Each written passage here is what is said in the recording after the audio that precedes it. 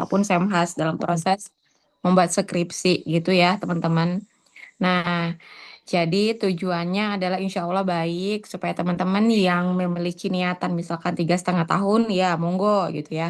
Nah, jadi inline nih usaha yang dilakukan ataupun tugas-tugas yang dilakukan saat ini di metodologi penelitian lanjutan ini itu juga akan mempermudah teman-teman untuk memilih topik, menentukan variabel, ataupun hal-hal lainnya yang berkaitan dengan skripsi gitu. Jadi apa yang dikumpulkan di metodologi penelitian lanjutan juga bisa teman-teman gunakan ketika skripsi gitu ya.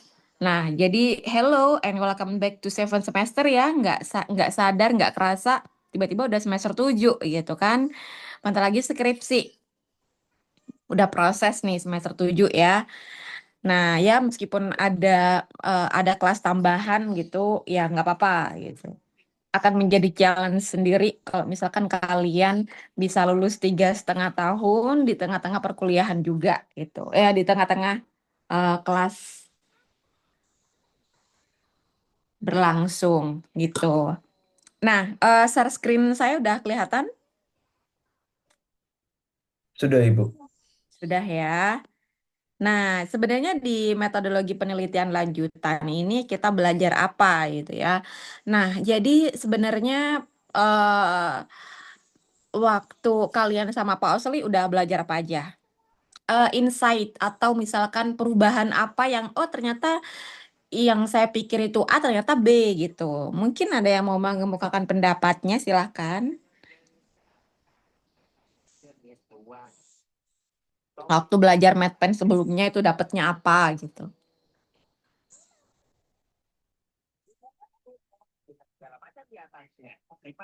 Hmm?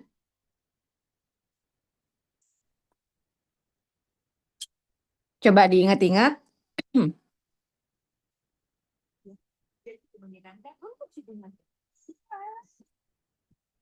Nggak ada yang mau ngomong nih.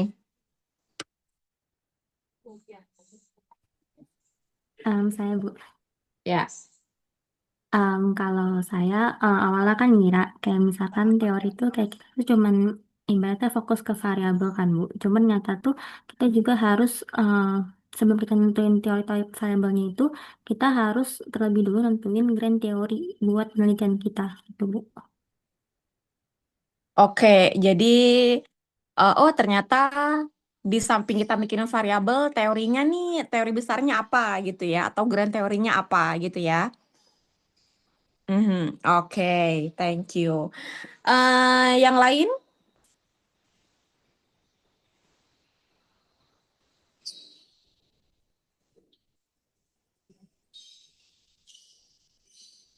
yang lain siapa? Dapat apa kalian? Jangan-jangan nggak dapat apa-apa lagi gitu. Agak khawatir saya nih. Dapat apa guys? Izin menjawab, Ibu. Hmm. Waktu sama Pak Osli kemarin, kita kan disuruh bikin penelitian beneran ya, Bu. Terus yang paling di highlight atau yang paling aku ingat itu ternyata kita harus bikin penelitian yang variabel X-nya itu ada 3. Terus salah satu di bagian penyusunan penelitiannya itu, laporan penelitiannya kayak ada bikin konstelasi penelitian yang harus nyari semua hubungan antara variabel X dan Y, harus nyari hubungan positif dan negatif, kayak gitu sih, Bu. Oke. Tahu nggak fungsinya untuk apa, manfaatnya apa? Setelah nyusun sampai akhir, sampai di kesimpulan, itu buat kita memudahkan waktu kita nyari penelitian terdahulu yang bisa memperkuat hasil penelitian kita. Ya, oke. Ya, makasih ya untuk jawabannya. Ya, gitu ya. Apa yang sudah kalian lakukan itu pasti kurang lebih atau banyak sedikit itu pasti akan merubah konsep berpikir kalian gitu ya. Dan dari apa yang nggak tahu itu kemudian menjadi lebih tahu gitu.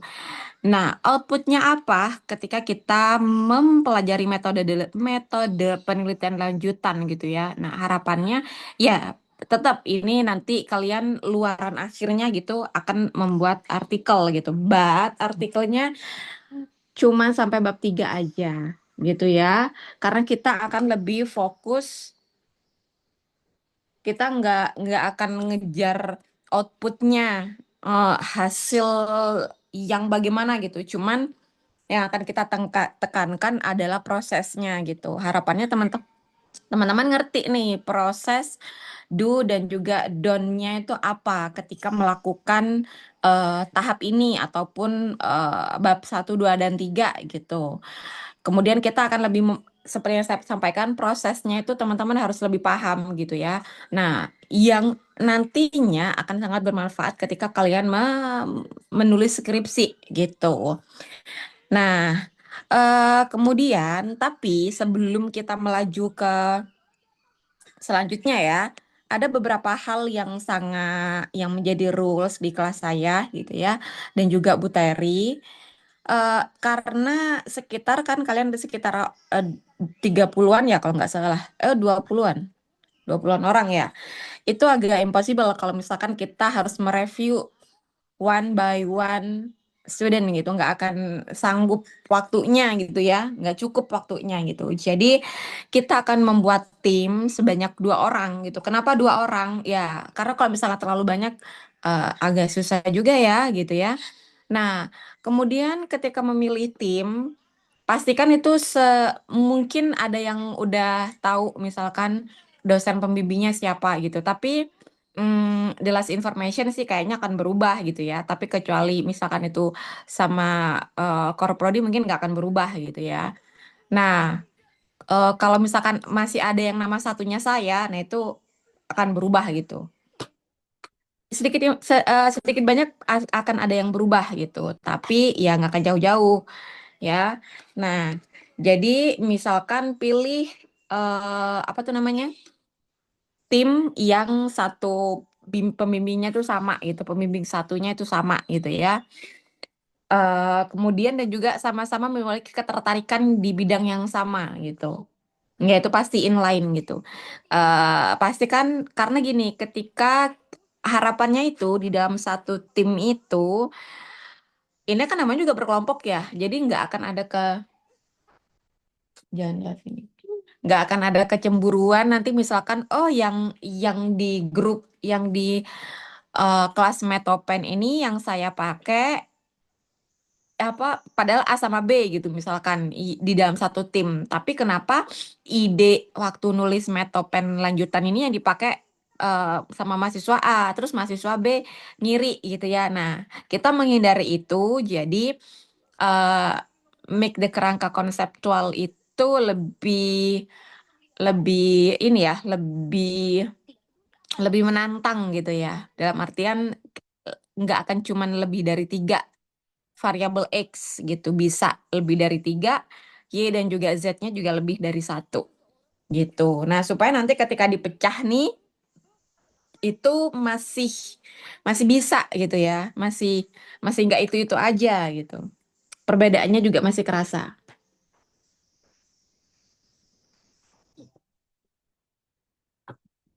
gitu. Nah, sebentar lagi akan saya jabarkan lebih ya mengenai pemecahan itu gitu. Kemudian minimum attendance ada 80%. Kalau misalkan lebih alfa dari 4 kali, alfa ya, alfa 4 kali, maka kalian otomatis nggak akan ikut ujian. Nggak akan ikut ujian akhir berarti ya mengulang gitu ya. Kemudian EI tools itu sangat dibolehkan, but just brainstorming ya. Jadi nggak copy paste gitu. Atau misalkan saya memberikan deadline, kemudian kalian copy paste punya orang gitu, enggak gitu ya, iya. Karena saya juga nggak akan bisa melarang kalian untuk nggak pakai AI gitu, karena justru emang AI mempermudah kita, tapi ada batasannya gitu ya. Jangan semuanya di copy paste, enggak. Kita tetap harus menggunakan bahasa kita sendiri, kemudian dikolaborasikan bahasanya ya. Nah, jadi cuman sebagai penunjuk jalan aja itu si AI gitu. Banyak AI, jadi kalian bisa mengcompare, mengkombinasikan dan sebagainya gitu. Kalau misalkan ketemu ada yang plagiarism, pasti akan mendapatkan nilai E otomatis ya. Nah, sebelum kita lanjut, saya pengen tanya, ekspektasi kalian dari mengikuti kelas ini apa?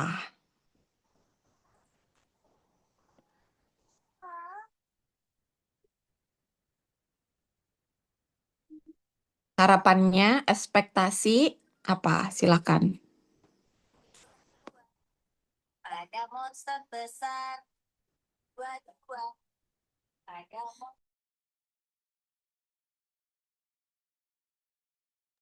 Mungkin dari saya ya, Bu. Kalau ekspektasi saya lebih tahu gimana sih step by step itu tahap penelitian kita. Terutama kita kan udah ngambil sempro dan skripsi ya, Bu, di semester 7 ini. Jadi diharapkan bisa mengetahui itu, Bu.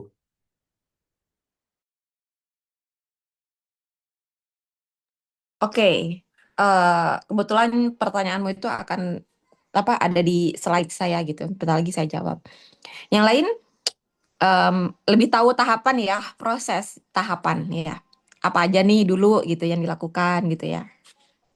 Oke, mungkin yang lain harapan.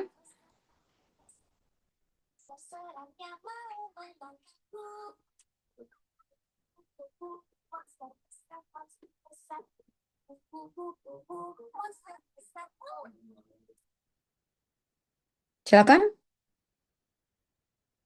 Nggak punya harapan.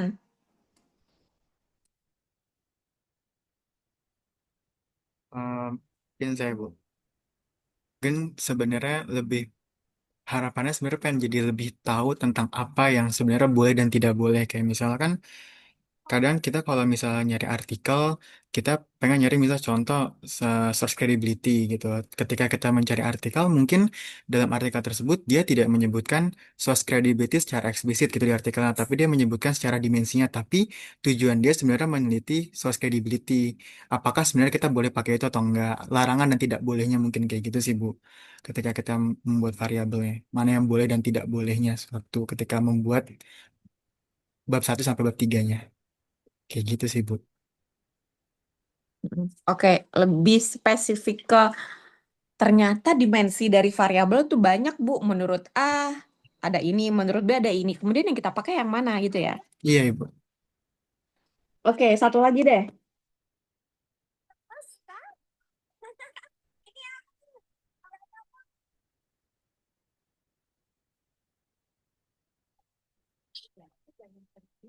Satu lagi, silakan.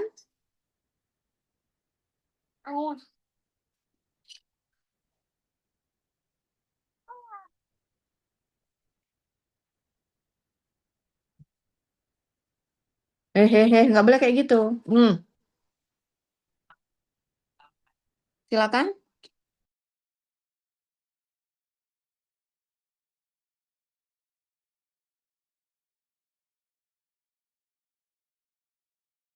Saya deh, Bu.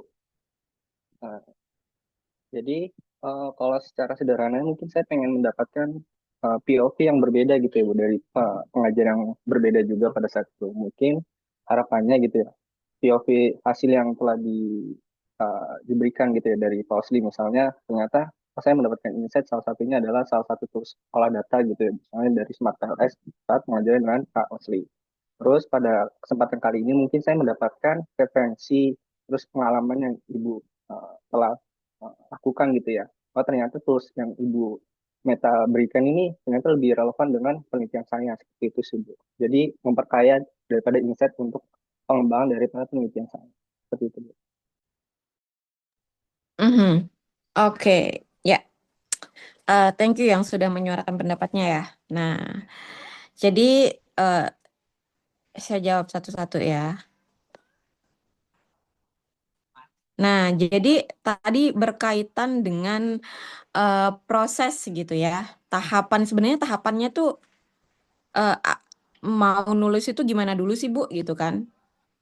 Nah, jadi eh, ini ya teman-teman, ini kita memvisualisasikan proses kita menulis gitu ya. Yang pertama pasti kalian harus menentukan topik atau minat. Kalau misalkan Bu kan bisnis digital tuh nggak ada topik, nggak ada minat, iya benar. Makanya kalau di manajemen di semester 7 itu ada yang namanya seminar proposal pemasaran, kemudian ada seminar proposal keuangan, ada seminar proposal SDM. Tapi kalau misalkan di bisnis digital namanya metode penelitian lanjutan gitu. Makanya nggak ada konsentrasi gitu ya. Tapi konsentrasi itu sebenarnya akan tergambar gitu ya di topik minat research kalian gitu. Mungkin akan berbeda ketika misalkan pembimbing satunya itu ada Bu Rina gitu ya. Kemudian ada pembimbing duanya ada Bu Diena gitu. Pasti topiknya akan berbeda gitu. Nah, kenapa? Karena dan ini juga kalian harus menyesuaikan gitu. Nggak bisa kalau misalkan kalian pembimbingnya Bu Rina, kemudian kalian ngambilnya tuh keuangan gitu. Karena Bu Rina sendiri konsentrasinya pemasaran. Kemudian misalkan pembimbing satunya itu adalah Bu Diena, kemudian kalian ngambilnya pemasaran gitu ya nggak bisa. Karena Bu Diena spesifiknya itu di keuangan gitu. Nah, kalian harus mem, apa? Mengakomodir hal itu gitu ya, harus disesuaikan dengan pembimbing satunya gitu ya. Nah, misalkan nih kalau misalkan topik pemasaran itu makanya makanya tadi saya bilang kalian harus misalkan kalian mau mencari variabel gitu ya di MedPen ini kalian juga harus melihat sebelumnya siapa sih pembimbing kalian gitu. Konsentrasinya apa gitu ya. Nah, itu juga harus disesuaikan. Nah, atau misalkan nggak ada ini Bu, misalkan kayak Pak Osli ataupun Pak Adnan gitu. Spesifiknya beliau kan nggak ini ya, lebih ke bisnis digital secara umum gitu. Misalkan apa sih bisnis digital secara umum? Contoh variabelnya UI UX misalkan atau ya yang dia tuh tidak menjurus ke spesifik pemasaran. Contohnya apa Bu kalau spesifik pemasaran ya? Contoh misalkan brand awareness, brand image, nah itu kan spesifik ke pemasaran ya. Nah, kemudian financial literasi, nah itu kan lebih spesifik ke keuangan. Nah, kemudian atau SDM techno-stress atau teknologi stres, nah itu kan lebih spesifik ke SDM gitu. Nah, disitulah kalian bermain tentang topik-topiknya gitu. Nah, setelah kalian sudah menentukan yang namanya topik minat research ini gitu ya. Kemudian ke step selanjutnya adalah permasalahan penelitian gitu. Tapi di sini kenapa saya buat dua ini ya, dua panah ini antara teori dan juga permasalahan penelitian gitu. Nah, kemudian setelah kita menentukan permasalahan penelitian, maka kita bisa membuat kerangka teori dan ini semuanya ada di bab 2 ya. Kemudian lanjut lagi kita akan menulis yang namanya bab 3 gitu. Nah, bab 3 penelitian ini kita bisa menulis instrumennya, which is itu adalah kuesioner, terbuka ataupun tertutup, pertanyaan tertutup ya, ataupun pernyataan gitu. Kemudian kita milih lagi yang namanya populasi dan juga sampel gitu. Nah, dari populasi dan sampel kita akan menentukan yang namanya software pengolah data. Ada banyak, ada PLS, SPSS, AMOS, Lisrael dan lain sebagainya. Kalau ditanya mau menggunakan apa, ya pasti depends on apa tuh namanya penelitian riset kalian gitu. Contohnya seperti ini, saya punya pisau daging, pisau kue, kemudian pisau buah gitu. Kemudian kalian nanya, Bu, saya mau ngupas daging gitu. Terus kan nggak mungkin saya ngasih kalian ya udah terserah pilih pisau apa aja kan nggak mungkin ya. Ada peruntukannya masing-masing gitu. Kalau misalkan mau kupas daging, berarti ya harus pakai pisau daging. Sama dengan software yang kalian pakai. Setiap software yang kalian pilih itu pasti ada fungsi tujuan masing-masing gitu. Dan itu ada tergantung dari research kalian gitu. Nah, cara milihnya gimana? Ya jangan malas-malas buat cari, baca apa sih bedanya penggunaan AMOS, PLS, Lisrel, dan juga SPSS gitu ya. Hati. Nah, gitu ya. Nah, baru kemudian bab 4 dan juga bab 5 gitu. Nah, oke, back to ini. Kenapa kok di sini apa arahnya itu bolak-balik gitu ya. Nah, mungkin ada yang mau mengemukakan pendapatnya?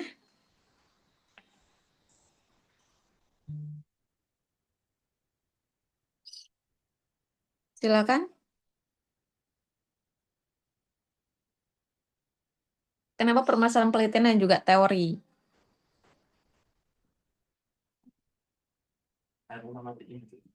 Matiin dah. Hmm? Ya Pak guys? Ibu saya izin jawab. Itu maksudnya panahnya bolak-balik itu karena eh, setelah kita menemukan permasalahan dari penelitian itu biasanya ada grand teori. Nah, biasanya grand teori itu kan dia eh, menjadi teori utama dalam permasalahan penelitian kita dan baru nanti ke rangka teori lainnya kayak gitu kan. Ya, kurang lebih begitu ya. Nah, em, oke, jadi gini. Kalian kalau sejatinya gitu ya, namanya juga bab 1, bab 2, bab 3. Secara harfiah gitu ya, itu memang diurutin gitu ya. Habis nulis bab 1, bab 2, dan bab 3. Nah, kalau kalian sendiri lebih lebih prefer untuk bab 2 dulu atau bab 1 dulu? Menurut kalian lebih dulu mana?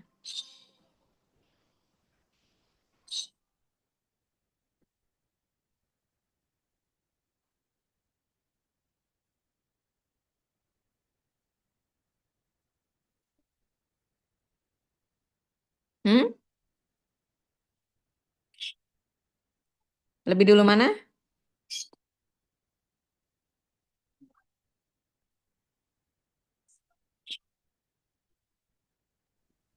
Izin menjawab, Bu. Kenapa? Hmm? Eh, Kalau saya pribadi, saya lebih prefer buat ngerjain bab 1 dulu, timbang bab 2. Karena ketika kita sudah tahu mau neliti tentang apa, itu kita bisa dapet gambaran teori gitu yang mau kita pakai buat meneliti masalah itu, Bu. Mhm. Oke, thank you Vera. Mungkin ada yang jawaban berbeda.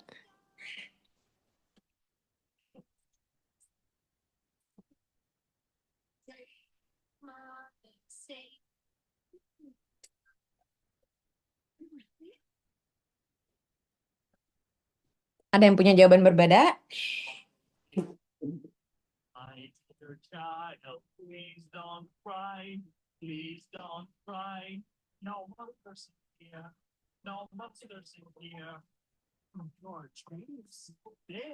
Ada yang punya jawaban berbeda, guys?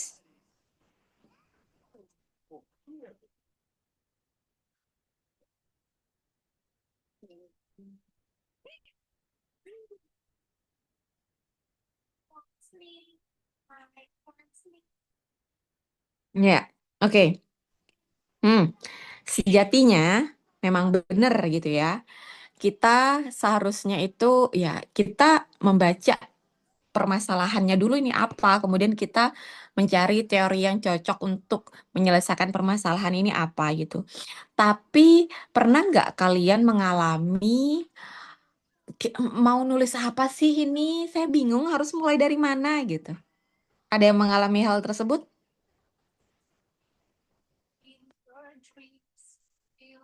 Hmm? Cuma ngangguk-ngangguk. Ya, ya. Rata-rata mengalami permasalahan itu enggak? Bu, saya bingung deh harus nulis apa ya, harus mulai dari mana ya, ngapain gitu. Kalian lagi di posisi itu enggak sekarang? Iya, Bu, benar. Nah, jadi supaya nggak mengalami hal itu, guys. Jadi mana nih? Supaya kalian nggak mengalami hal itu, maka yang yang bisa dilakukan adalah kita mulainya dari bab bab 2 dulu gitu. Tapi sebenarnya agak maksa sih gitu kan. Ibarat kata kan bab 2 teori ya, berarti kita berpikir gini dong, Bu. kita cari teorinya, kemudian kita memasukin atau maksain ada permasalahan di dalam teori itu gitu. Iya, jadinya. Kalau misalkan kita mulai dari bab 2 gitu. It's okay kalau misalkan kalian mau mulai dari bab 1 gitu ya. Karena permintaan dosennya Bu misalkan gitu. It's okay, nggak apa-apa gitu. Tapi kalian harus berpikir bab 2-nya itu apa. Jadi itu sebenarnya kalian tuh harus mikir secara keseluruhan bab 1, 2, 3 gitu ya. Bab 3 boleh deh ntar gitu ya. Bab 3 dan bab 1 dan bab 2-nya itu harus dipikirin. Jangan bab 1 udah dipikir dulu, kemudian bab 2 ntar belakangan. Enggak, jangan gitu ya. Ataupun bab 2 dulu deh, ntar bab 1-nya belakangan. Enggak, jangan. Tetap harus dipikirin secara bersama-sama. Tapi mungkin ketika dituangkan, ketika dikonsultasikan, itu ditulisnya dulu itu bab 1 nggak masalah gitu. Tapi bab 2-nya ataupun kebalikannya itu udah ada di otak gitu ya. Nah, kenapa kalau misalkan kalian nulis bab 1 dulu, kemudian bab 2-nya bingung? Karena sebenarnya permasalahannya itu banyak ya. Tapi karena mahasiswa S1 itu masih terbatas melihat teori, taunya teori apa sih, paling AIDA, SWOT, marketing mix, promotional mix gitu kan, taunya kan cuma sebatas itu gitu kan. Padahal sebenarnya banyak gitu. Maka maka solusinya supaya kalian tidak mengalami kebingungan harus nulis apa dulu, ataupun nggak nggak bingung ternyata variabel yang saya pilih itu aja gitu ya. Nah, supaya nggak seperti itu, maka kita berangkat dulu dari bab 2 gitu ya. Nah, contohnya gini misalkan. Em, Sebenarnya contohnya adalah perceived risk misalkan, atau persepsi terhadap resiko gitu. Kita tahu ya ada variabel yang namanya perceived risk gitu.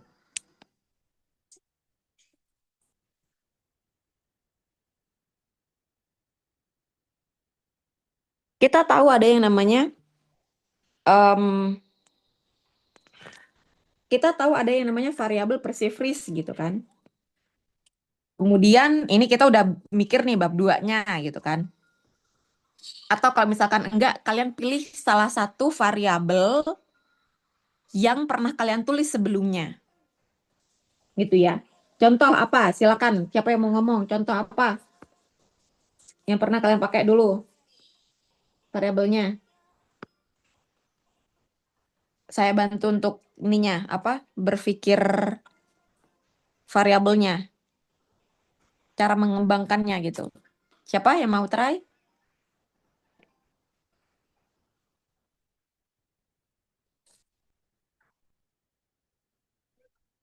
Hmm?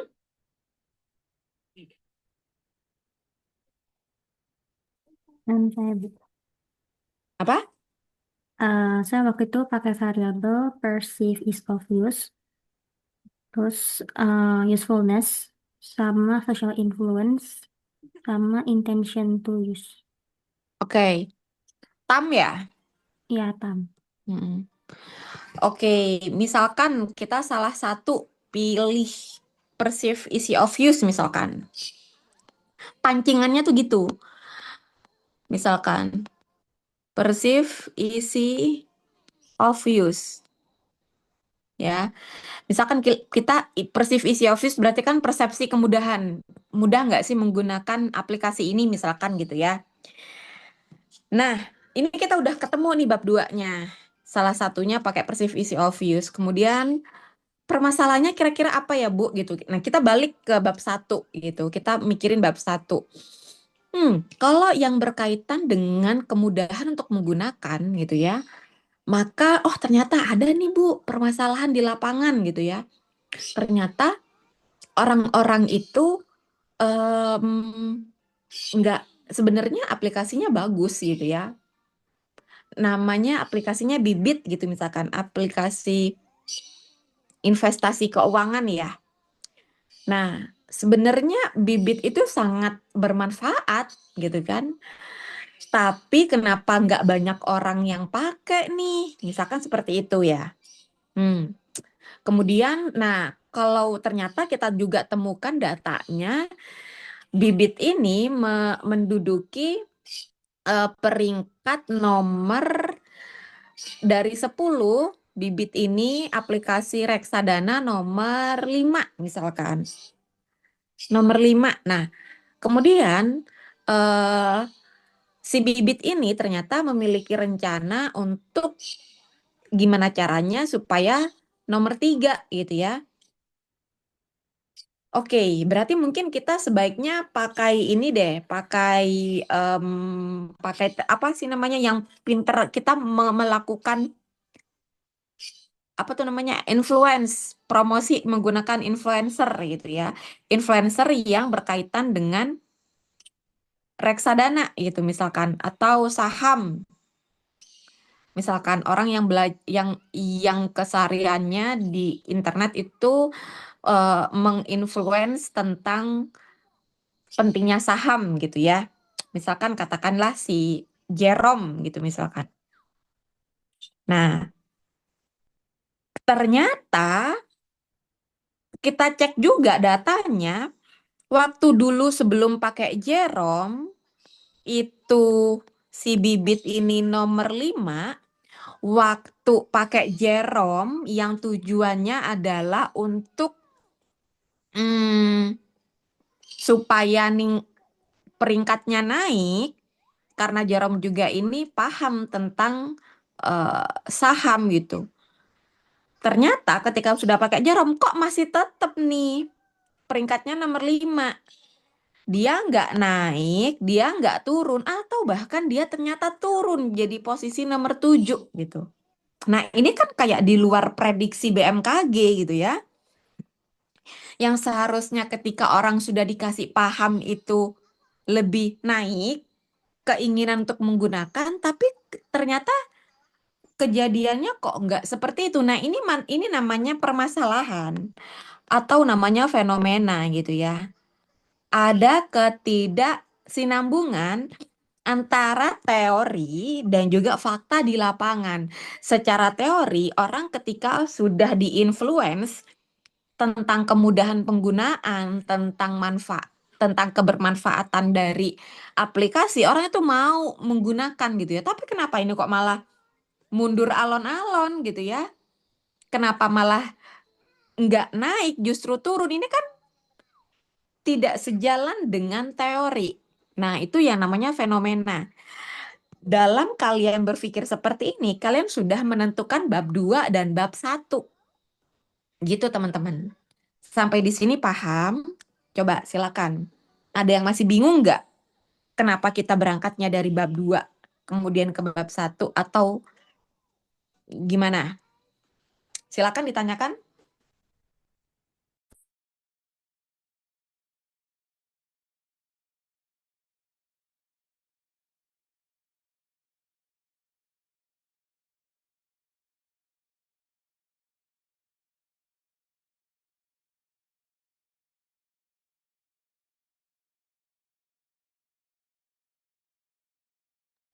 Masih bingung?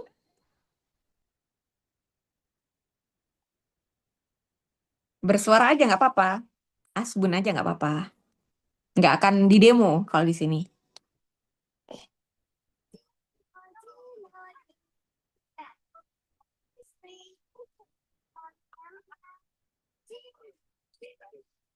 Udah paham, Yoga? Yang lain? Sudah paham, Bu. Paham. Nah, selanjutnya adalah seperti yang ditanyakan oleh Badar, Bu, apa tuh namanya? Dimensinya itu ada beda-beda ternyata. Source trustworthiness misalkan. Harus kita pakai apa gitu. Ya, pasti akan berbeda dimensinya. Itu hal yang lumrah gitu ya. Nah, ya, dan semuanya itu benar. Asalkan ada penelitian terdahulunya itu pasti benar gitu ya. Kita bukan apa fakultas MIPA yang X itu harus 1, enggak ya. Si A ngomong atau source credibility itu ada 5. kemudian si B ngomong kalau source credibility itu ada 7 gitu. Kita bisa menggunakan salah satunya. Tapi lebih amannya kalau kita pakai yang terbaru gitu ya. Atau misalkan setelah kita baca lebih lengkap, lebih nyambung gitu. Ini terbaru Bu, tapi ternyata nggak nyambung gitu. Ya, pilih ya lebih nyambung. Atau misalkan hmm, sama-sama nyambung ya, pilih yang terbaru gitu ya. Nah, kemudian caranya gimana Bu milih yang benar gitu ya. Nyarinya itu jangan kita kan nggak tahu ya. Kalian tahu nggak mana artikel yang bagus sama nggak?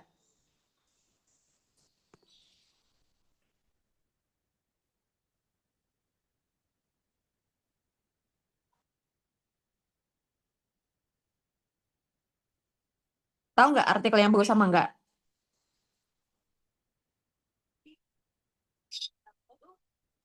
Yang bagus itu yang terindeks Scopus, sama kalau misalkan yang di nasional itu yang terindeks Sinta, Bu. Ya ya. Ya, jadi caranya gimana supaya kalian dapat yang Scopus ataupun Sinta gitu.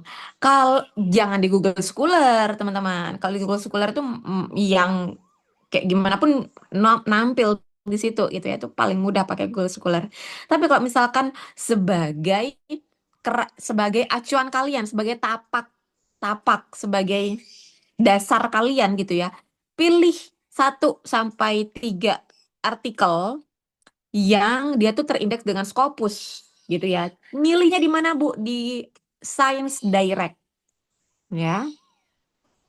Udah pasti tahu kan ini? Jangan yang dari proposal skripsi dari orang lain. Biasanya kan kalian ngambilnya dari skripsi orang lain gitu kan. Enggak, jangan langsung dari sumbernya gitu ya. Nyarinya di Science Direct gitu ataupun Emerald. Ya, kalau udah di Science Direct udah otomatis bagus gitu ya. Kemudian di antara yang bagus pasti ada yang paling bagus Bu. Ya, kalau misalkan kalian cek Q-nya, ada Q1 sampai Q4 gitu ya. Yang paling bagus yang Q berapa Bu? Ya pasti Q1 gitu yang paling bagus. Nyarinya di mana Bu? Di sini. Kalian di Simago, kalian cek buka Simago, kemudian input the title of the article gitu ya. Kemudian nanti akan bukan nama jurnalnya. Jadi beda ya jurnal sama artikel. Jurnal itu adalah jurnal riset ekonomi manajemen, itu jurnal. Artikel itu adalah pengaruh, integritas, dan ability, itu namanya artikel. Jadi jurnal itu ada rumahnya, artikel itu adalah judulnya. Ya. Jadi yang dimasukin ke Simago itu adalah judul dari jurnal. Jurnal apa? Jurnal Riset Manajemen Sains Indonesia. Jurnal Sustainability and Tourism. Ya, itu namanya jurnal. Jadi masukin ke Simago, itu nama jurnalnya. Oh, ternyata jurnalnya udah Q1, berarti bagus. Gitu ya. Nah, itu sebagai tapakan kalian. Nah, misalkan si Badar ketemu dimensi source credibility itu masih ragu, Bu, gitu kan. Ya udah cek aja. Kalau misalkan dia Q1, ya udah berarti udah bagus. Udah bagus sesuai ya dipakai. Gitu ya. Nah, oke, gitu ya teman-teman. Oke, dari sini ada yang ditanyakan?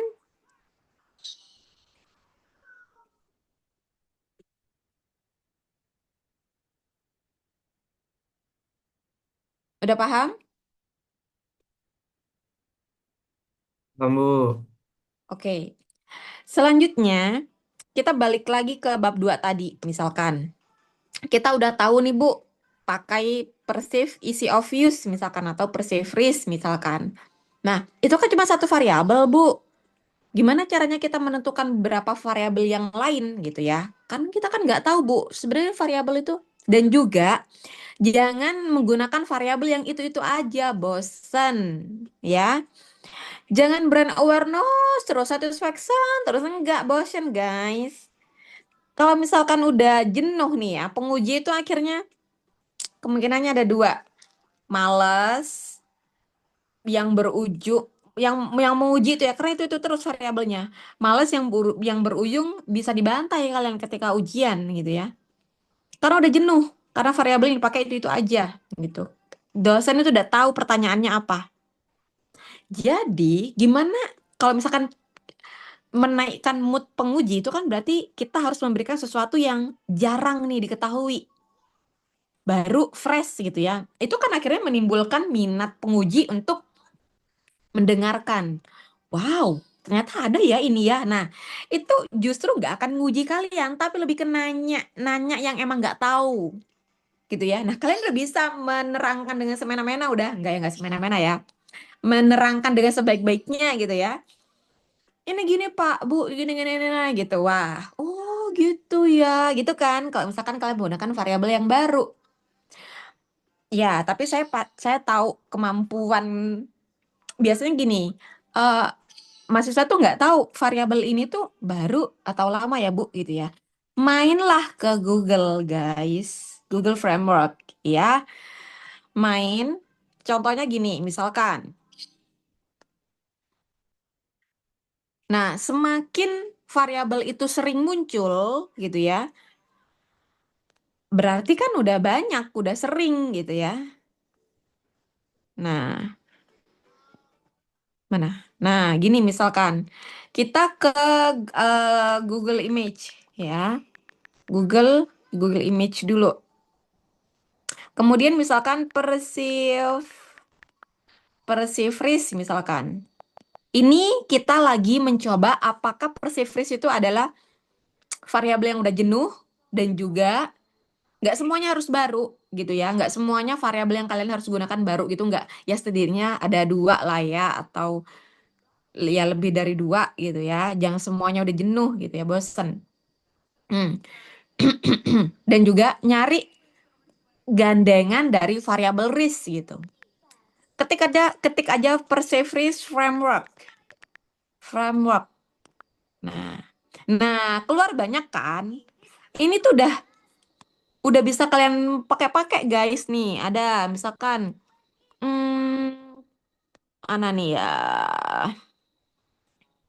Ada self efficacy, perceive security, efficacy ya. Perceive accessibility. Kemudian negative purchase consequences misalkan. Insecurity. Hmm. Nah, kemudian itu kan baru ya. Oh, kemudian timeless risk ini kalau misalkan keuangan. Hmm. Green brand awareness, green brand equity. Ada trust ini dari tadi sering muncul nih, berarti ya udah usang gitu ya. Itu terus gitu.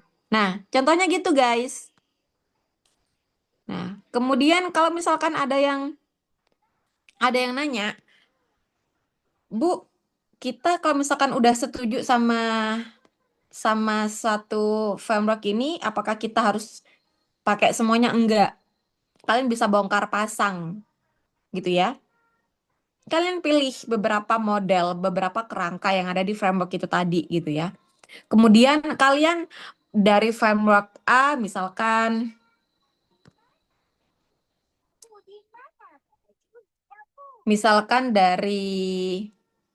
dari framework A itu ada 3 variabel gitu ya. Ada 3 variabel, kemudian yang kalian pakai cuma 1.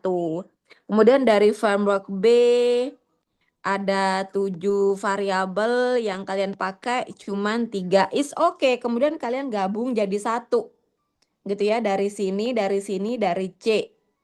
Kalian gabung gitu. Is okay. Yang penting adalah ketika yang paling penting itu adalah ketika ada hubungan gini ya. Misalkan kayak gini gitu ya. garis ini ya, tarikan garis ini adalah namanya hipotesis ya. Tarikan garis ini namanya hipotesis. Hipotesis H1. Ini hipotesis H2 gitu ya. Nah, setiap tarikan garis atau setiap hipotesis yang kalian bangun itu harus ada penelitian terdahulunya gitu loh. Oh, ternyata Bu, eh, hubungan ini ke ini itu ada gitu ya.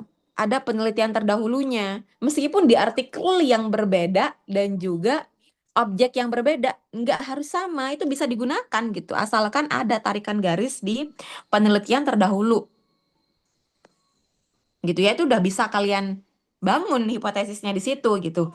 Ada minimalnya nggak Bu? Nggak ada minimalnya, tapi lebih pasti banyak gitu ya. Kecuali misalkan seluruh dunia ini cuman ada satu artikel Bu. Wah, berarti kalian hebat.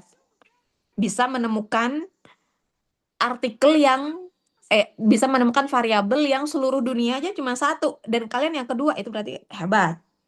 Ya, dan itu ya wow, sangat amazing ya. Dan cuma ada satu. Boleh nggak Bu? Boleh. Cuman akan menjadi sangat struggle ketika bahas bab 2. Di mana bab 2 itu adalah mengisi literatur review.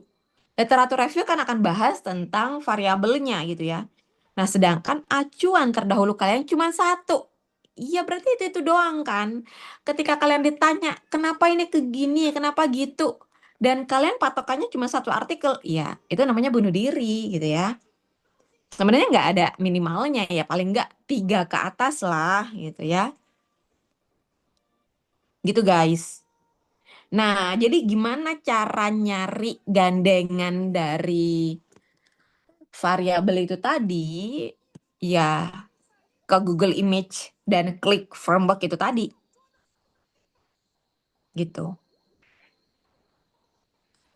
Ada pertanyaan sejauh ini?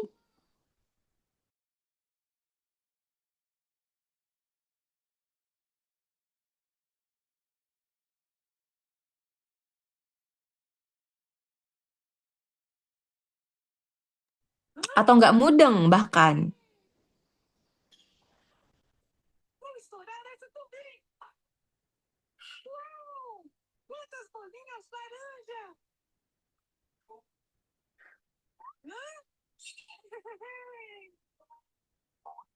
Oke, saya kasih waktu untuk meresapi dulu.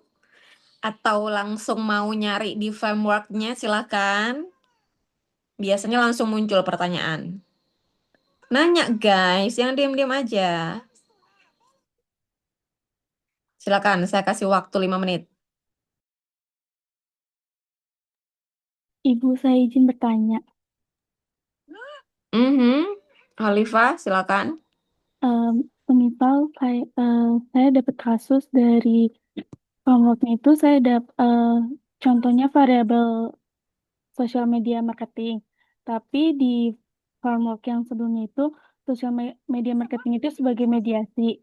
Nah, di penelitian saya itu, saya ingin jadi hipotesis yang pertama itu bisa atau enggak ya, Bu? Jadi X1 gitu misalnya. Everything is possible, ya. Kalau sebenarnya gini, itu kan bisa jadi awalan, bisa aja, bisa, bisa Khalifah. Tinggal kamu cari sosial media marketing ya. Iya, Bu. Oke, emang mau digimanain sosial media marketing itu? Maksudnya emang ada masalah apa dengan sosial media marketing? Jadi sesuatu itu ada apa iklan Instagramnya itu mau meningkatkan penjualannya gitu, Bu. Mau meningkatkan penjualannya melalui sosial media gitu, Ya, Instagram. iya, Bu. Oke, sosial media itu sebenarnya kan luas ya. Sebenarnya peningkatan dari penjualan itu pengaruhnya,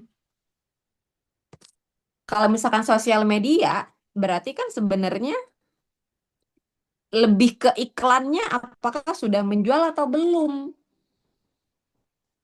Gitu nggak? Iklan yang dibuat sosial media itu lebih luas sebenarnya gitu. Sosial media itu pengaruhnya ada influencer, ada iklan yang dibuat. Kalau iklannya dibuat berarti kan Aida ya. Kalau influencer, apakah sejauh mana sih influencer ini sudah benar nggak kita milih influencernya gitu. Jadi sosial media itu lebih ke medianya sih. Jadi coba lebih spesifik dari sosial media gitu. Jadi cari masalah yang lebih deep, lebih ke dalam gitu maksudnya. Kalau kamu memilih tetap sosial media, itu akan lebih bagus kalau misalkan dia kualitatif, bukan kuantitatif. Jadi ketika di kualitatif, kamu nanya, ngefek nggak nih sosial medianya? Nah, orang ngomong ngefek, itu pasti akan ada, iya ngefek karena bla bla bla bla gitu kan. Kita memberikan ruang untuk, eh, kita memberikan ruang untuk penanya itu menjawab banyak kemungkinan yang terjadi, yang berawal dari sosial media itu gitu. Jadi milih variabel itu jangan yang terlalu general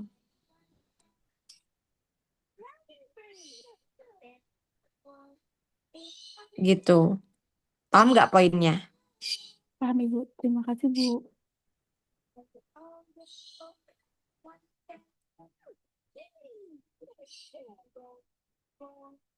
Oke.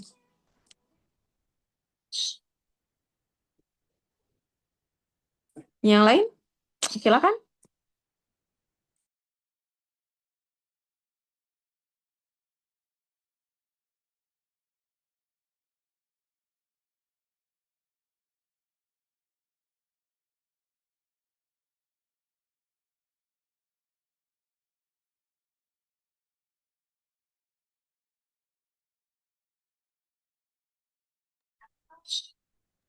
Ibu, Coba-coba saya di mau, search ya.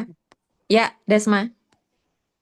jadi tuh tadinya saya mau ngangkat permasalahan kalau sekarang tuh banyak brand yang ngadain eh, kayak sport class, kayak yoga class, terus Ponfit dan lain-lain buat menarik konsumen baru. Nah, tadinya saya pikir variabelnya itu brand activation. Tapi barusan pas saya cari brand activation framework itu lebih banyaknya muncul kalau brand activation itu masuknya ke dalam marketing plan yang mana dia ada produk, ada promotion, ada price dan place. Apa kalau milih variabel brand activation itu dia belum terlalu masih general sama kayak social media marketing atau bagaimana, Bu? Maksudnya brand activation apa? Brand activation itu apa? Eh, jadi dia kayak bikin strategi marketingnya dengan cara dia tuh ngadain event yoga class di tempatnya gitu buat menarik konsumen baru. Bentar, kayak trial kelas bukan? Iya, jadi Kalau sebenarnya eh, eh, mereka itu dia ngadain yoga class. Jadi sebenarnya brand yang saya ambil itu dia kayak brand yang kayak layanan treatment gitu, Bu. Nah, tapi dia tuh ngadain sport class kayak yoga class gitu-gitu dan sport lainnya kayak Ponfit di tempatnya dia. Nah, nantinya eh, setelah kita mengikuti kelas itu, benefit yang kita dapat tuh kita dapat voucher sebesar 100.000 buat treatment di brand itu kayak gitu, Bu. ya, oke. Nah, sebenarnya sport class, yoga dan lain sebagainya itu kan sebagai, ini ya, sebagai objeknya aja gitu ya. Sebenarnya itu bisa di-create dengan acara yang lain yang serupa. Tapi intinya itu kan kayak trial, nggak trial juga sih. Mungkin lebih ke, ya sekarang lagi happeningnya adalah yoga gitu. Makanya kenapa yoga dibikin gitu kan. Sebenarnya kan trial gitu. Kalau misalkan orang tiba-tiba trial, apa tuh namanya? Trial botox atau trial treatment, pasti orang akan nggak takut gitu kan. Takut, khawatir, takut tiba-tiba jadi bopeng atau tiba-tiba jadi jerawatan gitu kan. Makanya pakai yoga karena yoga sekarang lagi happening gitu ya, atau pakai pilates karena pilates juga lagi happening gitu kan. Nah, itu sebenarnya adalah medianya. Yang secara generalnya itu adalah trial, gitu kan. Nah, itu bisa aja brand activation gitu. Coba, itu bisa menjadi salah satu variabelnya. Yang selanjutnya dipilih adalah emangnya ada apa di situ? Ada permasalahan apa?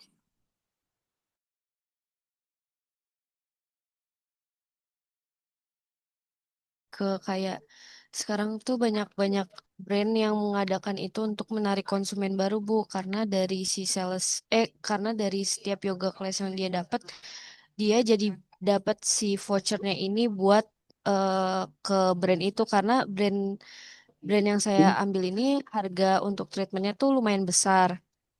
Nah, dengan adanya dia mengikuti si yoga class ini dan dia dapat voucher potongan, itu harganya jadi kayak lumayan terjangkau gitu, Bu. Oke, tapi pernyataanmu adalah itu kan memang yang seharusnya kan? Ya kan? Nah, kondisi dari permasalahan itu adalah yang tidak seharusnya. Paham nggak maksudnya? Iya, Itu iya. memang seharusnya kan? Ya kan? Jadi itu adalah bagus. Berarti dia sejalan gitu kan. Coba dipikir ulang, yang menjadikan itu bermasalah itu apa gitu. Baik, Atau Bu. ternyata aktualnya ada permasalahan gitu. Misal, maksudnya adalah karena sekarang itu em, banyak sekali tools tools promosi gitu ya. Dan misalkan brand activation itu memiliki posisi nomor 7 yang tidak diminati. Misalkan nomor 1 penggunaan influencer, nomor 2 adalah penggunaan apa ya? Penggunaan eh, yang nomor 1 itu misalkan penggunaan influencer untuk kegiatan promosi itu paling works dibanding dengan tools yang lain, misalkan. Nah, si trial ini nomor 3 misalkan. Nah, ini kan berarti sebenarnya nggak begitu diminati gitu kan. Tapi ternyata kesuksesannya tinggi gitu. Nah, maksud dari fenomena atau maksud dari suatu permasalahan itu adalah gini. Mana sih?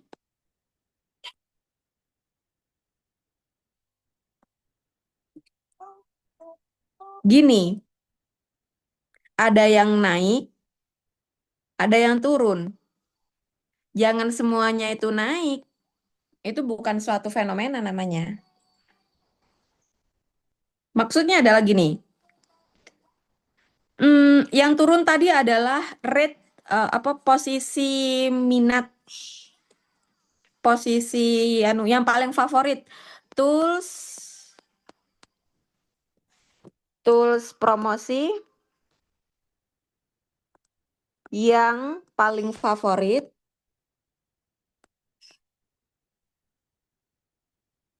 1 sampai 5. Trial itu adalah yang nomor 5 gitu. Which is ini kan paling nggak favorit gitu ya, karena dia nomor 5.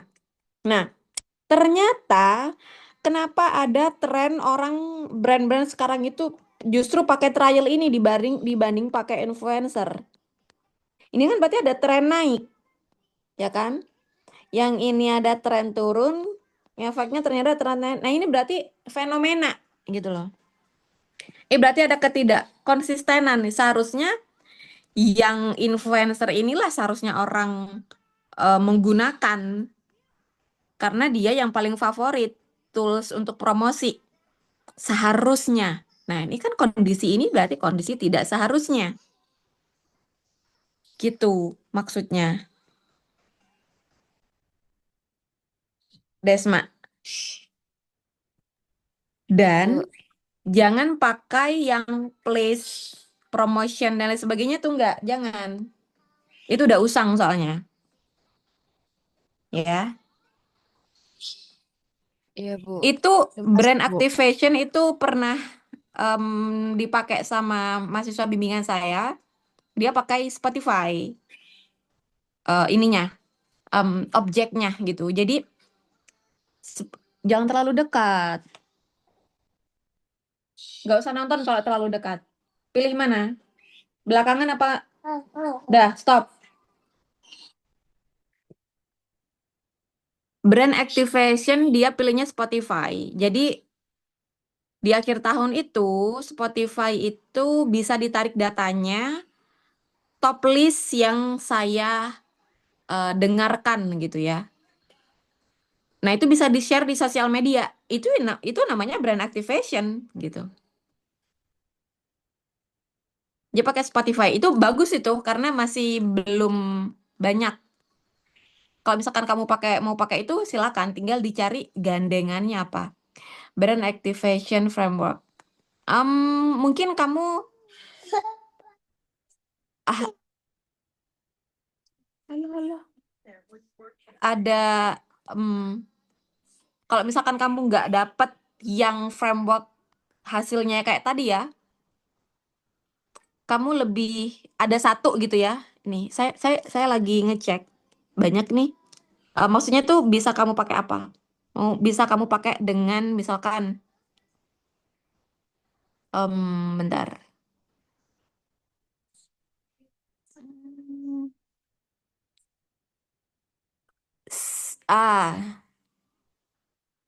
Misalkan ubiquity of sponsorship, sincerity of sponsor, attitude to sponsor.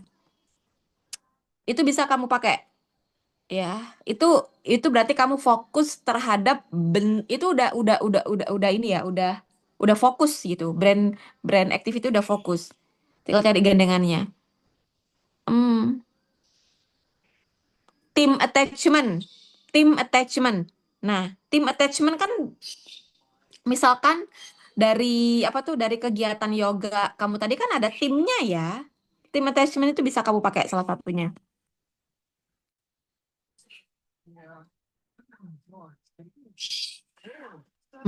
Knowledge equity. Nah, knowledge equity maksudnya adalah ketika waktu yoga itu, apakah transfer knowledge-nya itu nyampe atau enggak sehingga orang mau pakai setelah dikasih free treatment 100.000 dan sebagainya. Nyambung kan? Gitu caranya. Baik, Bu. Terima kasih, Bu. Ya,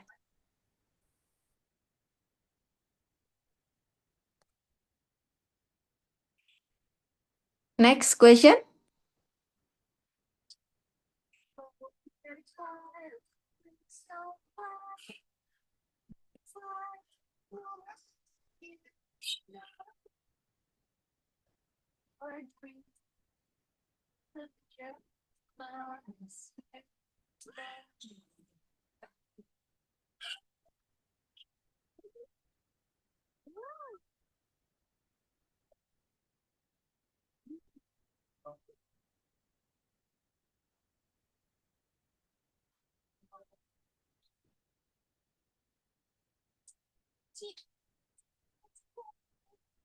Hmm, Elaf, nih susu.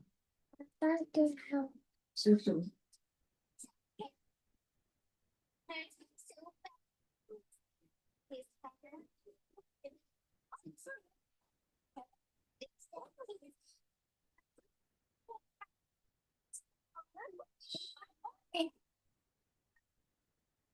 Nggak ada pertanyaan?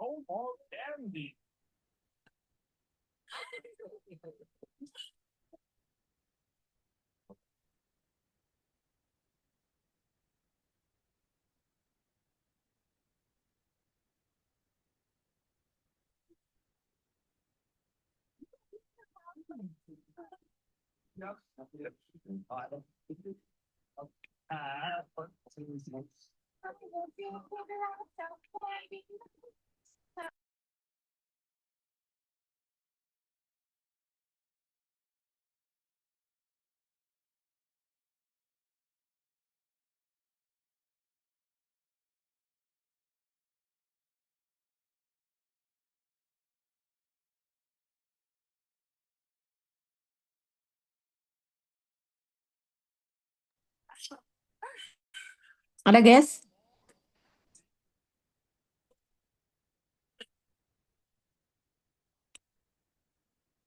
Oke. Di pertemuan kedua besok itu kita akan bahas tentang teori ya. Seperti yang saya sampaikan, kita akan melaju terlebih dahulu dari teorinya, gitu ya.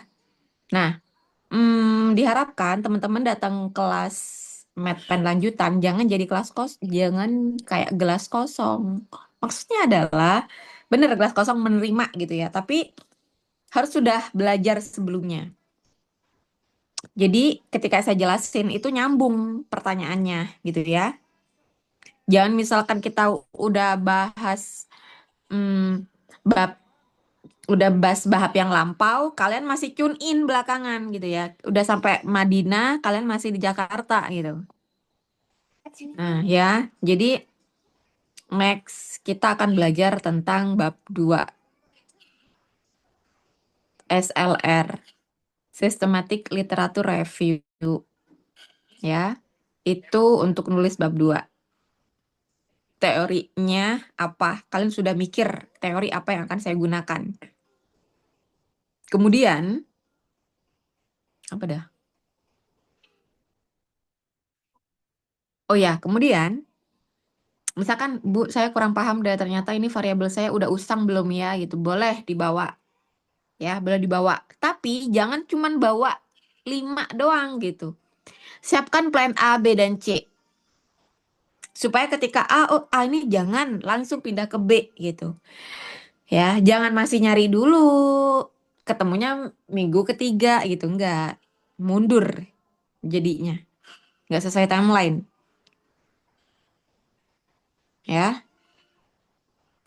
Iya, tapi kalau misalkan maunya lulusnya entar kapan tahun, Bu? Ya, ya udah, santai-santai aja dulu nggak sih gitu. Ya, silakan bebas. Gitu ya.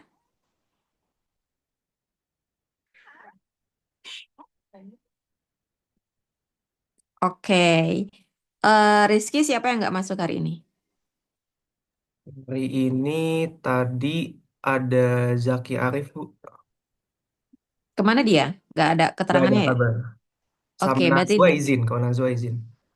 oke, berarti di Alfa ya, yang tidak ada keterangannya. Tuh.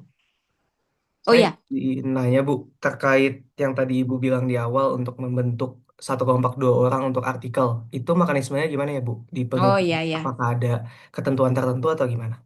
oh ya, bentar. Jadi maksudnya seperti ini. Kenapa saya bilang yang satu satu bimbingan. Jadi gini, misalkan nih, supaya jalannya ini ya, misalkan. Jadi, misalkan ini dalam tim besar ya, tim 2 kelompok, tim 2 kelompok, ya. Pilih variabelnya tuh agak banyakan, jadi supaya bisa dipecah. Misalkan gini, ya. Kemudian Z-nya pilih 2, misalkan.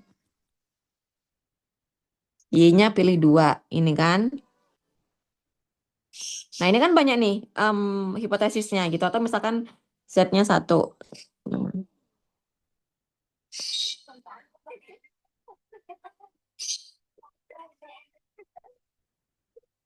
Nah, ini kan banyak nih, ya. Ini ke sini. Ini hipotesis 1, 2, 3, 4, 5, ya kan?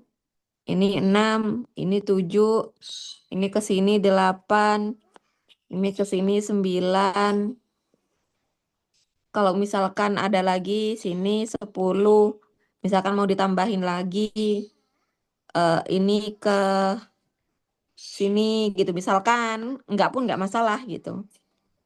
Nah, ini tim yang 2 kelompok. Nah, yang terdiri dari anak A dan B. Misalkan anak A nanti ya pakainya bisa variabel X1, X2, dan juga X3 dan Z dan juga Y1 misalkan. Terus anak yang B ya berarti bisa pakai yang X3, X4, X5, Z dan juga Y1 atau Y2 gitu. Ini kan udah beda ya. Gitu kan. Nah, maksudnya adalah seperti itu gitu. Atau misalkan ya seenggaknya itu nggak semuanya sama gitu lah. Ada yang beda gitu. Atau misalkan Bu, ternyata kita nggak bisa kalau misalkan mau bikin banyak variabelnya. Kita mau bikin gini aja Bu, gitu misalkan X1, X1 sampai X4, kemudian ada Y gitu. Ya udah, berarti misalkan anak A-nya X1 sampai X3, salah, X1 sampai X3 gitu ya. Kemudian anak B-nya itu berarti X5 kan nggak ada ya. X5 nggak ada, berarti ganti jadi misalkan X1 gitu. Kemudian dan juga dua-duanya ini objeknya ya pasti harus beda gitu ya. Cuman variabelnya masih sama gitu. Nah, ini akan sama-sama memudahkan di bab 2 dan juga bab 3-nya. Gitu. Atau misalkan, Bu, ini kayaknya saya khawatir ditolak, Bu, karena hampir mirip nih variabelnya gitu ya. Apalagi kita pembimbingnya sama. Oke, pembimbingnya beda nggak masalah. Yang penting, saya kan marketing nih, misalkan. Bu Rina marketing gitu ya. Nah, ya udah berarti pembimbingnya Bu Rina dan pembimbingnya Bu Meta. Jadi satu kelompok, nggak masalah gitu. Kan saya nggak baca punya bimbingannya Bu Rina. Pun Bu Rina nggak baca bimbingannya saya. Gitu kan. Tapi saya sama Bu Rina sama-sama marketing. Misalkan seperti itu. Tapi misalkan hmm, Pak Osli, anak bimbingan Pak Osli sama anak bimbingnya Pak Adnan misalkan jadi satu kelompok, ya nggak masalah gitu kan. Karena Pak Adnan sama Pak Osli itu punya topik riset yang sama yaitu di bisnis digital, misalkan seperti itu. Nah, gitu sih. Gitu ya. Ibu, maaf. Ini Ya, tugas kelompok tim 2 kelompok ini maksudnya satu kelompok itu isinya 2 orang atau gimana ya Bu? Yang Ibu iya, contoh itu, satu kelompok 2 orang. oke, itu berarti per kelas aja kan. Misalnya kelas A, ini kan ada 24 orang. Dibagi 12 kelompok, nanti mereka 2 orang ini penelitian gitu Bu. Iya, benar. Oke. Berarti nggak ada ketentuan jumlah variabelnya berapa ya Ibu? Iya, kalau untuk anak S1, ya kalau misalkan X1-nya 2 gitu misalkan. Totalnya ada 4, itu ya agak sedikit sih, terlalu sedikit gitu. Maksudnya gini loh, sebenarnya nggak ada keharusan kalian mau pakai 3 variabel juga boleh sebenarnya. X1 cuman ada X, Y sama Z misalkan. Atau X-nya 2, Z-nya 1, Y-nya 1, nggak masalah gitu. Cuman tantangannya adalah kalau kita membuat model yang terlalu simple itu nanti kalian susah nanti diujinya gitu loh. Maksudnya ya kalau terlalu gampang ya yang lagi nih doang gitu loh. Paham gak sih? Ya. Jadi make it jangan terlalu simple gitu. Buat kita tuh susah di bimbingan tapi mudah di ujian. Kalian milih mana? Mudah di bimbingan atau di ujiannya sulit? Atau ujiannya sulit, bimbingannya mudah? Karena kalian kalau diuji, itu kan pengaruhnya ke hasil. Iya kan? Kalau terlalu mudah, ya lah dapat B aja lah. Nggak usah A, gitu kan bisa. Atau yang nguji ini 3. Tiga-tiganya kalian direvisi. Yang dosen penguji 1 kayak gini. Dosen penguji 2 kayak gini. Dosen penguji 3 kayak gitu. Kalian harus mengakomodir semuanya. Pusing nggak tuh? Tapi kalau kalian waktu diuji tuh, bagus-bagus nih. Semua dosen bilang kayak gitu ya. Dosen pengujinya 3 bilang kayak gitu. Ya aman lah kalian udah kayak jalan tol, gitu kan? Ya. Jadi ya udah, do the best aja di prosesnya. Ya. Toh nggak ada kok dosen bisdik itu yang mempersulit. Ya. Oke ya.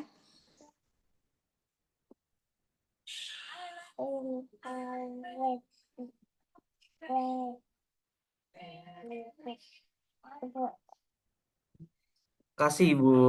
Mungkin untuk minggu depan berarti yang kelompok-kelompok ini udah bisa menentukan variabelnya ya dari sekarang ya Bu.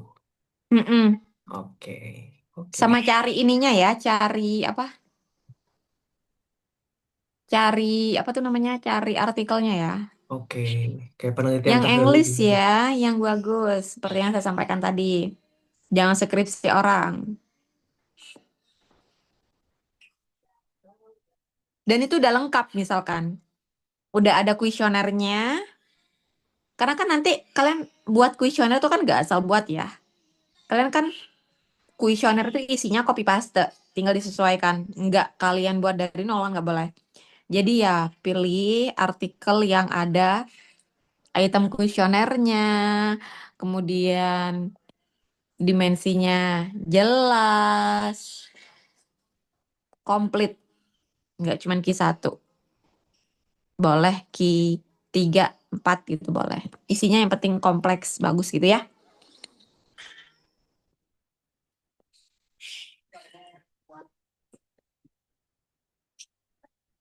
Yoga. Baik Bu, terima kasih. Saya sebenarnya pengen mencoba untuk nanya ini sih Bu. Kalau seandainya, sebenarnya saya pengen tanya dulu Bu. Kan dospem seandainya kepakarannya itu di pemasaran, tapi kita personal itu dulu pengennya ke topik ke misalnya ke manajemen gitu, yang artinya ke keuangan gitu. Itu bagaimana Bu cara menyikapinya Bu? Ini Hmm, seandainya aja nih, soalnya mungkin ada di kelas ini gitu. Yang hmm. seperti itu case-nya. So far, kalau misalkan kalian tidak bermasalah dengan dosen pembimbing kalian, tapi saya nggak tahu ya, Bu Rina apakah memfasilitasi penggantian dosen pembimbing atau enggak, saya nggak tahu. Mungkin mau apa bisa ditanyakan gitu, Bu. Ternyata saya mau nulisnya ini, ternyata nggak sesuai apa sama dosen pembimbing saya gitu. Ya bisa ditanyakan dulu apakah ada kebijakan itu dari Korprodi ganti gitu misalkan. Gitu sih paling. Atau Oke, baik. pilihan kalau nggak mau nanya, ya udah ngikutin aja Oke, baik Bu. gitu. Terus kemudian pertanyaan kedua saya Bu. Eh,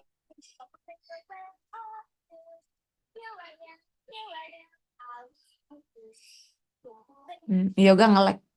Gimana?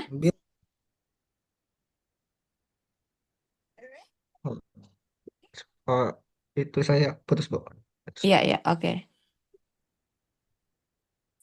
Oke, jadi kan tadi kan penjelasan Ibu kan novelty dilihat dari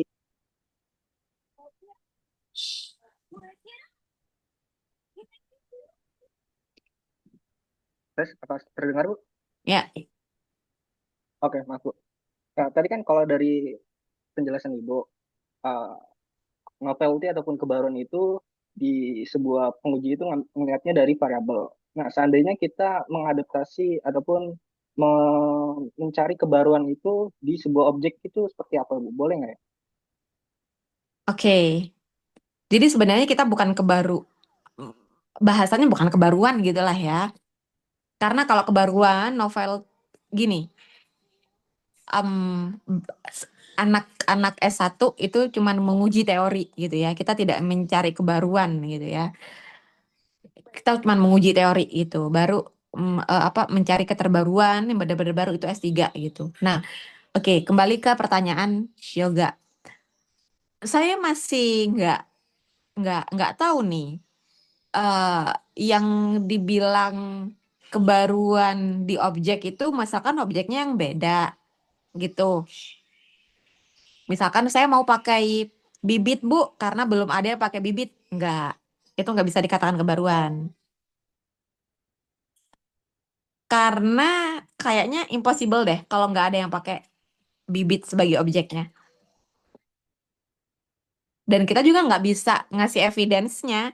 Ternyata kita satu-satunya orang di Indonesia misalkan yang pakai bibit, kan kita nggak bisa nge-track gitu. Jadi kebaruan yang katanya objeknya belum ada yang pakai Gramedia, Bu, nggak bisa itu dikatakan sebagai kebaruan.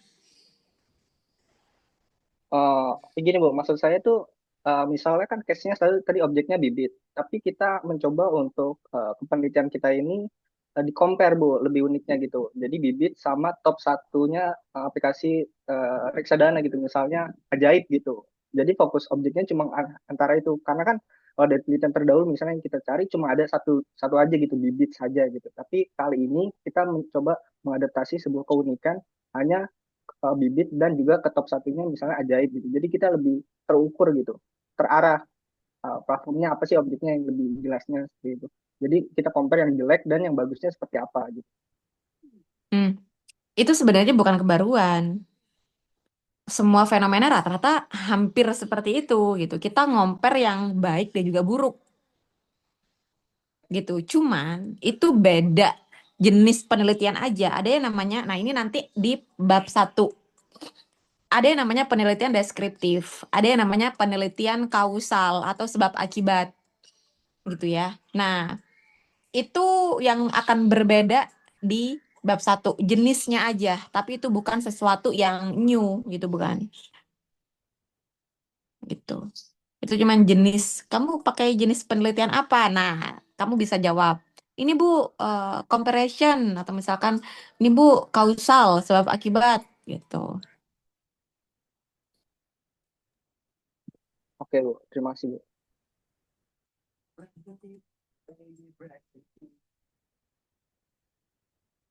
Gitu.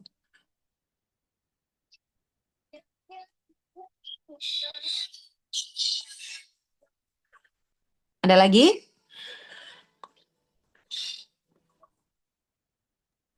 Saya ingin bertanya, Bu.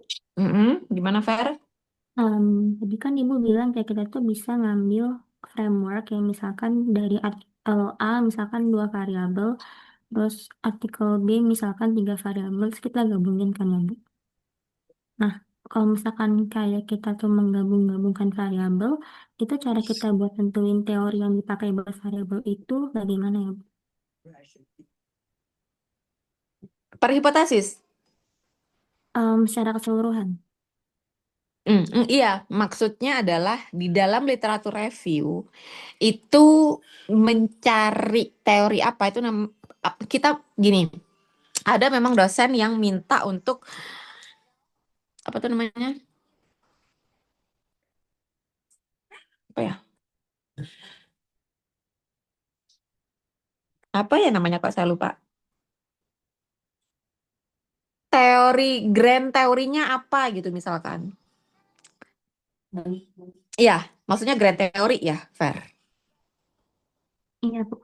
Emang ada dosen yang kadang nanya grand teorinya apa gitu. Nggak semuanya variabel ataupun teori itu ada grand teorinya, nggak. Kayak tam itu nggak ada grand teorinya gitu. Tam itu grand teorinya ya emang tam itu nggak semuanya ada gitu. Jadi gini, mm, mm, misalkan mana ya? Kalian pernah tahu SOR nggak? Stimuli, organism, response. Pernah tahu? Pernah Itu baca, contoh Bu. tahu ya? Itu contoh grand teori gitu. Itu kan bukan terus bentar.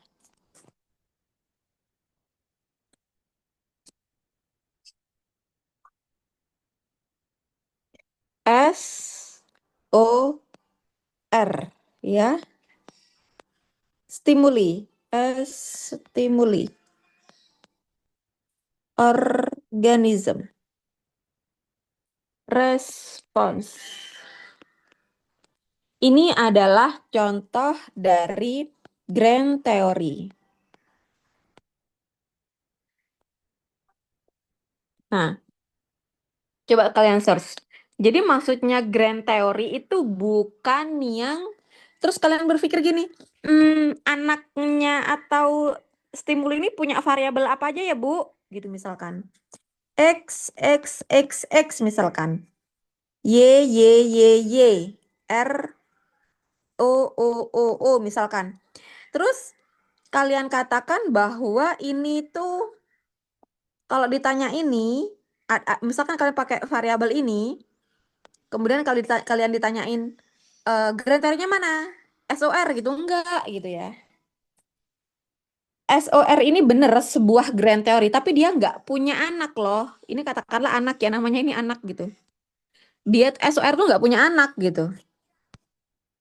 Stimuli itu artinya apa? Stimulus, rangsangan dari luar, ya, yang dia bisa mempengaruhi organisme. Rangsangan dari dalam, yang menghasilkan respons gitu. Misalkan kita punya perceive easy of use, misalkan, yang digunakan Vera tadi. Perceive usefulness. Kemudian ini kan kemudahan menggunakan itu kan adalah stimuli, rangsangan dari luar gitu ya. Nah, kemudian organisme ini tadi kan pakai social influence. Bisa dikatakan social influence, oh no, social influence itu dari stimuli. Oh enggak, social influence bisa kita golongkan jadi organisme karena dia bener dia pengaruhnya dari luar, tapi kan dia mempengaruhi karakteristik manusia gitu ya. Kemudian respons adalah purchase, intention misalkan. Nah, ini yang Vera katakan tadi, ini bisa grand teorinya adalah ini. TAM itu tadi, ya. Kemudian organisme adalah social influence. Nah, ini gitu. Itu salah satu jenis grand teori itu ini gitu. Jadi grand teori itu sebenarnya bukan yang teori ibunya teori gitu enggak, tapi yang bisa menjelaskan gabungan dari teori ini gitu, misalkan. Atau ternyata nggak bisa dijelasin sama SOR, Bu. Berarti ini kan tadi ada TAM, berarti TAM itu adalah udah grand teorinya. Salah. TAM itu sudah bisa dikatakan sebagai grand teorinya. Gitu ya. Paham nggak? Bu, makasih Bu. Ya. Jadi kayak gitu. Gitu ya. Atau misalkan branding. No. Apa sih? Brand equity. Brand equity itu ada brand awareness, ada brand recognition, brand recall itu brand equity. Gabungan dari brand equity gitu. Brand brand apa? Brand equity itu bisa jadi grand teorinya gitu. Ya, dan itu semua ada yang bisa dijelasin pakai artikel gitu, ada yang enggak gitu. Kalau nyari brand equity itu bisa cari ada di artikel. Tapi kalau misalkan penetapan dari anaknya SOR itu enggak ada. Itu proses berpikir kita. Mana yang bisa digolongkan sebagai S, mana yang bisa digolongkan jadi O, ada yang mana yang bisa digolongkan jadi R gitu. Dan itu enggak tertulis di dalam artikel gitu enggak. Kalau misalkan ada artikel yang ngomong SOR-nya tuh ini nih, ya itu bisa dirubah gitu. Paham ya?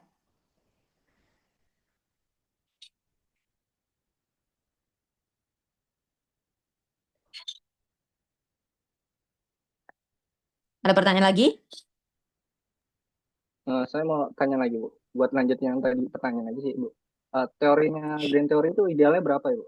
Kalau dalam penelitian kita. Apakah cukup Grand dengan teori, satu aja? Iya, satu aja. oh, satu aja. Udah aja. Bu.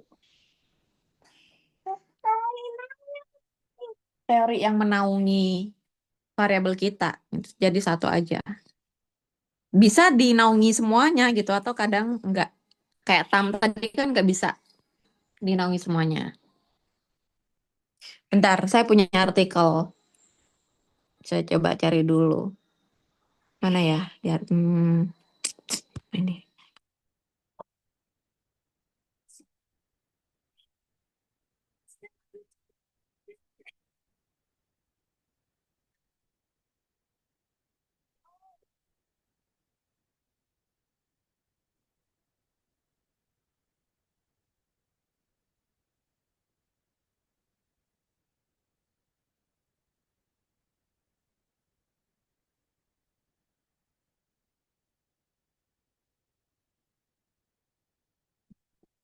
Oh iya, dan ketika kalian milih objek, pastikan ketika kalian nyari nyari nyari responden itu nggak susah ya.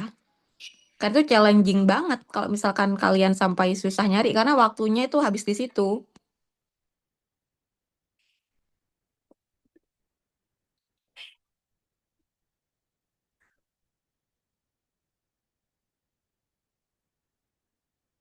Bentar.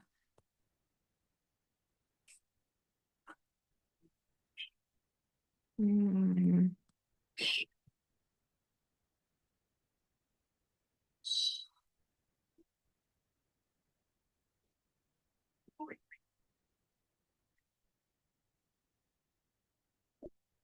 Oh ini.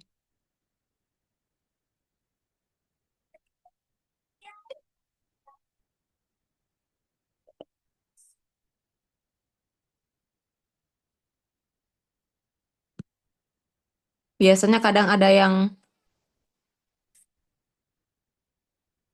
mana ya?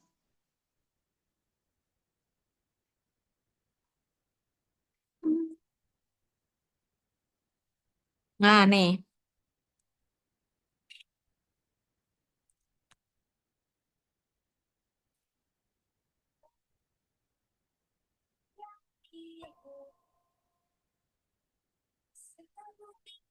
em, udah kelihatan? Udah ya. Nah, nih kayak Grand Theory itu bisa nih. E self call, E electronic retail quality.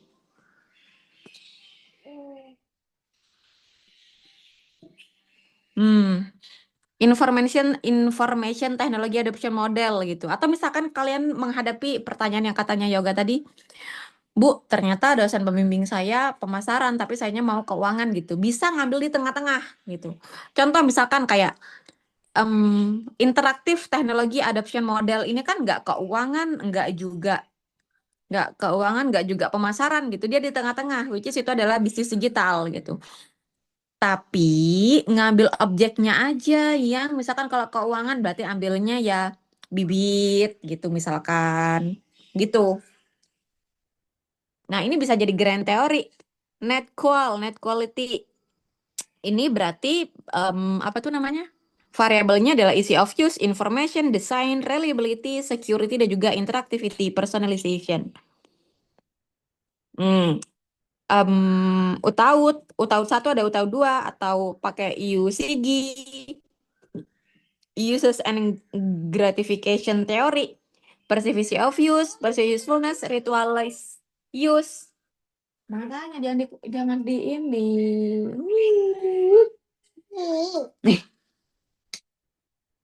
Ritualize use, instrumental use, intention to use the technology gitu ya. Nah, list of theoretical framework base yang fokus terhadap information technology adoption behavior. Gitu. Ini bisa jadi grand teorinya.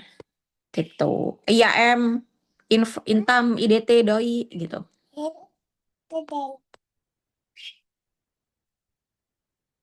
Gitu, guys.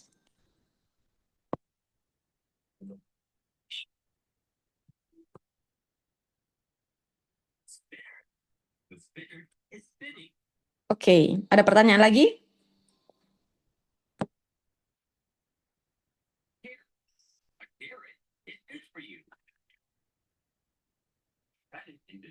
Sudah mulai agak gimana gitu ya.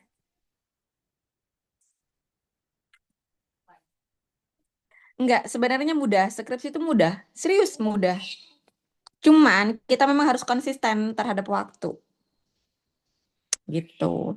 Ya setidaknya 1 hari 2 jam, enggak, kebanyakan ya 2 jam sejam lah gitu. Untuk kita spend time with skripsi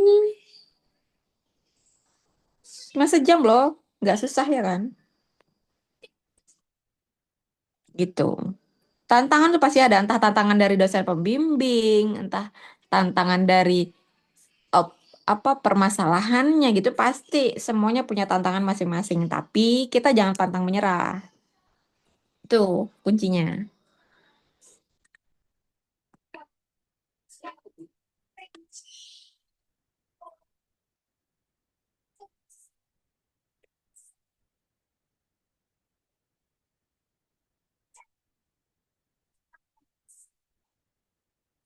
Cukup?